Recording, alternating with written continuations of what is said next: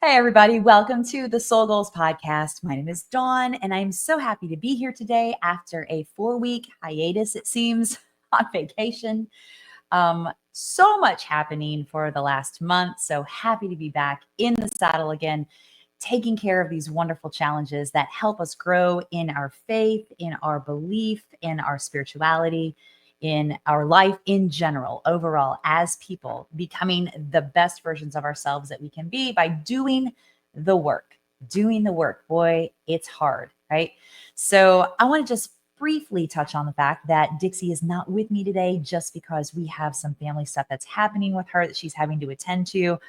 Please send her your well wishes and hope that she will be back soon. And until then, I'm flying a little bit solo. So I'm excited to bring you some of my insights. And I'm really excited to get feedback from you as an audience about what your thoughts are, what your input is in terms of the exercises that we're going to be undertaking for the next few weeks before Dixie comes back from her leave. So, all that to be said, soul goal number, I think we're on 37 now of the 52-week challenge after taking that month off. And just let me tell you, life is lifing, right?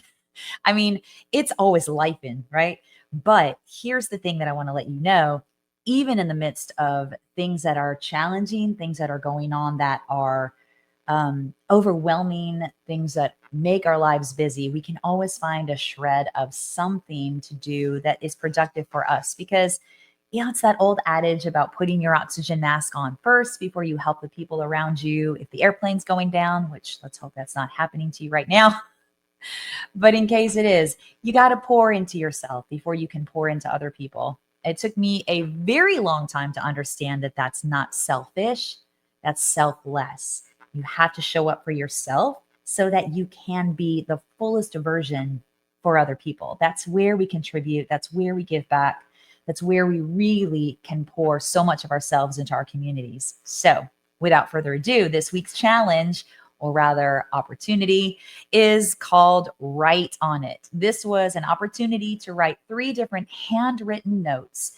through the week, whether it be something spontaneous that you leave behind, whether it be something sat down and planned out, and deliver these to people in it's a really thoughtful exercise. I found I love doing this. However, my time is pretty crunched. So it's a little bit of a challenge to find myself sitting still long enough to actually have these handwritten notes done and to give them to people that I care about in my life.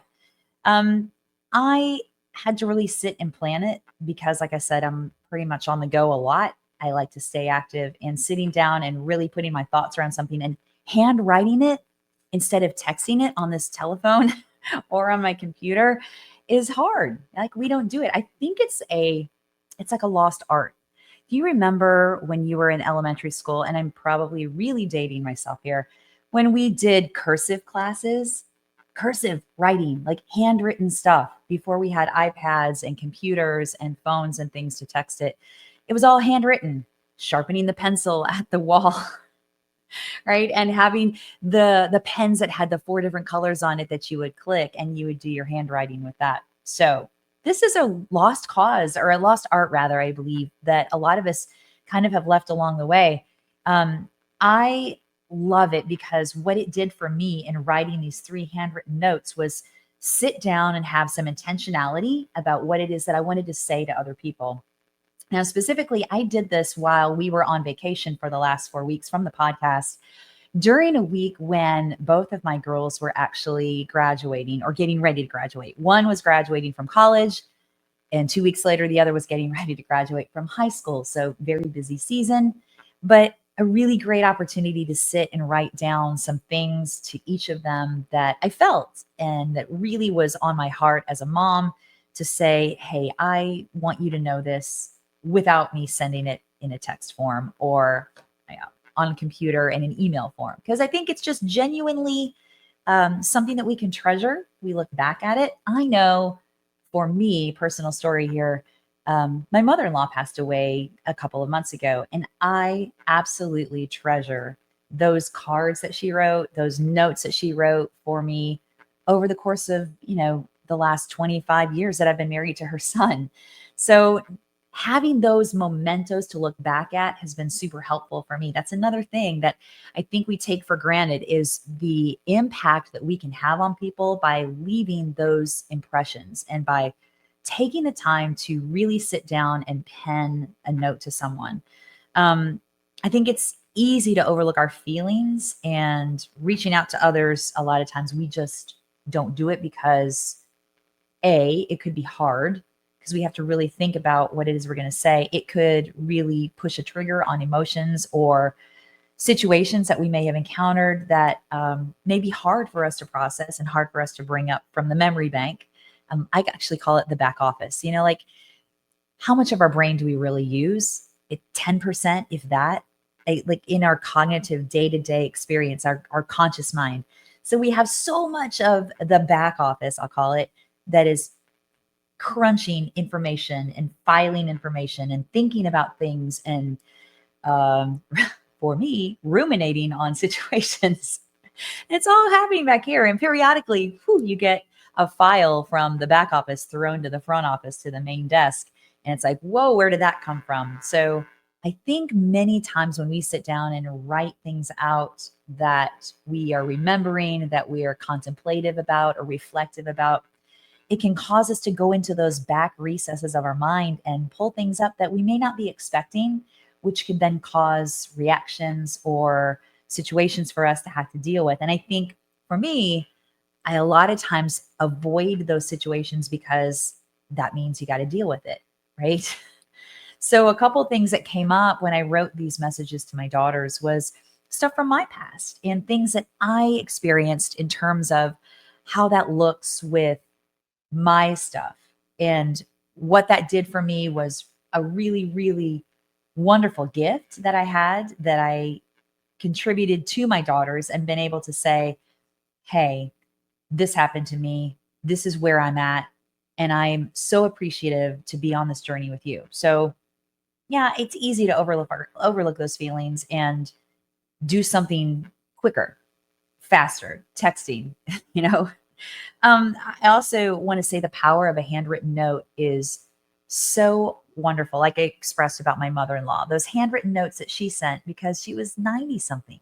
Like she wasn't texting regularly, she wasn't emailing me regularly. She was handwriting these notes and these birthday cards and these anniversary cards that really mean something. And it's important to note that when we do that for other people, we also do that for ourselves. So even in the midst of releasing potentially something that you've held on to in your back mind, it's also really beneficial because it helps you grow in yourself and in your feelings and your thoughts and how you process things just as much as giving back to other people and letting them know what they mean to you or what they did meant something for you. So it's really this give kind of mentality. I know we talk about that a lot about giving back and about contributing to the people around us. And like I said earlier, if you don't have that fullness in yourself, it's really, really difficult to be able to give that to the people that surround you, your kids, your spouse, your friends, your parents, your coworkers. Um, God, I think that it's a really, really interesting thing that we do when we avoid dealing with our feelings and dealing with the thoughts that come up around those situations. It's easy for us to say, oh, thanks. I really recognize what it is that you're doing. But it's hard for us to sometimes go, this is why it's meaningful for me. And then, that's me. Maybe it's not for you. So I'm generalizing, but I also want to let you know that it really made me feel um, excited. It made me feel appreciative. It made me feel less stressed, if that makes any sense. By handwriting notes, there's an action that happens when you release information from your body out onto a pen and a paper. I don't know scientifically what that is necessarily, but I will tell you there's a letdown of this intensity. That's where therapists a lot of times say that journaling is such a great benefit. It's getting it out of the brain, getting it out of your body and writing it down and just releasing it in a really productive way that doesn't have you expressing your dismay, your trauma, your anger, or your frustration in a non-productive way by venting it to somebody that has nothing, has nothing to do with the dog in that fight. It's really about you. I'm just also going to tell you that the long-term accessibility, like I said, that story I shared about my mother-in-law, to having those notes is meaningful because I was having a day the other day and I really wanted to talk to my mother-in-law. And I really felt like I could use her face in front of me. Like, I talk to her regularly.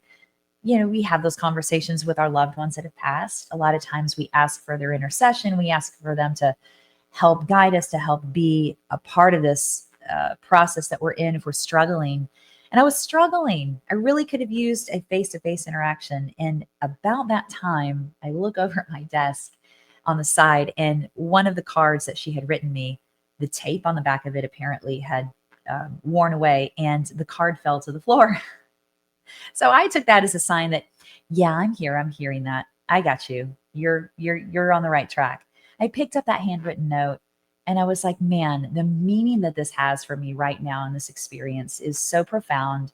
And I'll carry that with me. So I think too, when we handwrite notes to people of inspiration or heartfelt thanks or deepness that we want to give to another person, we're giving back to ourselves as well. And that experience of my mother in law's card falling to the ground and me going, oh, here you are, was profound for me. And what can I then do to carry that on and move that forward to other people? Well, I can be mindful of leaving notes for my kids. I can be mindful of leaving notes for my husband. I can be mindful of being kind to people in the world that may not be experiencing kindness in their own life and in their own worlds. That's really a hard thing for us to do. I'm raising my hand 110% because when I'm stressed, when I'm tired, when I'm hungry, the last thing I want to do is be nice to somebody. So, so having words of kindness, having actions of kindness, it's important. Yeah, it's important. That's my 2 cents on the matter. Anyway, so getting back to the subject at hand, I would love to hear feedback from you about how this might work for you in your life. What writing handwritten notes and expressing your gratitude, your thanks, your expression of what it is that you need someone else to hear that they did a good job of. We all need to hear those things. And handwriting a note just takes it to a whole other step by really investing time and showing that you have taken the time to sit down and think about what that means, what that action has meant to you from that other person. So I would love to hear what it is that you do for the next week and give me that feedback. Send your input. Let me know in the comments when you see this video, when you hear this podcast, what it is that benefits you when you do a handwritten note. Challenge yourself a couple times a week, maybe just once a week. I will say the third one that I did, right, was that handwritten note, the sticky notes that we have done, just leaving affirmations and notes of positivity to people in public places. I did that again at the grocery store in the bathroom because I felt like, oh, no one's going to look here. But, it's not for me to know how that affects other people. It's for me to know that I'm doing something and putting something out there that hopefully is benefiting someone in some capacity. And I don't need to know what that is because it's not about me. It's about just letting that stuff be out there in the universe, letting that stuff be out there in the world, contributing and giving back in a way that is so, so positive as much as you can. I read a quote the other day about anxiousness and how anxiousness and gratitude can't exist in the same place. They can't exist in the same space. So when we're anxious about something, the last thing for me is going to gratitude about something.